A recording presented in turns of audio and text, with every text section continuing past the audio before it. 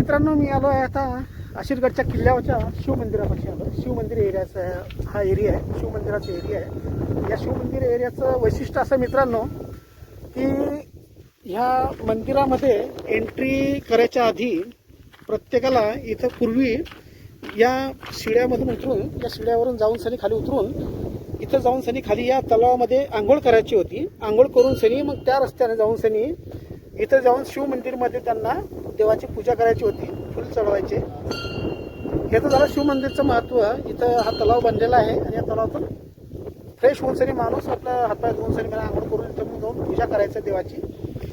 आणि मित्रांनो, दुसरं वैशिष्ट्य याचं असं आहे की याच शिवमंदिराला लागून सनी हे हा जो रस्ता आहे, हा रस्ते आहे, हा याला फाशीघर म्हणतात मित्रांनो. पूर्वी राजाराजवाडे त्यांनाही फाशीची शिक्षा द्यायची. त्यांना या रस्त्याने खाली जाऊन सनी इथं खाली जाऊन सनी बघा तुम्हाला दाखवतो. कैद्याला इथं खाली नेऊन सनी या तलावामध्ये आंघोळ करायची. या तलावामध्ये त्याला आंघोळ करायला लावायची आणि परत आणून सनी या फाशीघरमध्ये जाऊन सनी त्याला फाशी द्यायची. हा फाशीघरचा रस्ता मित्रांनो. त्यालाच लागून सनी हा तलाव आणि त्याला लागून सनी मंदिर आहे.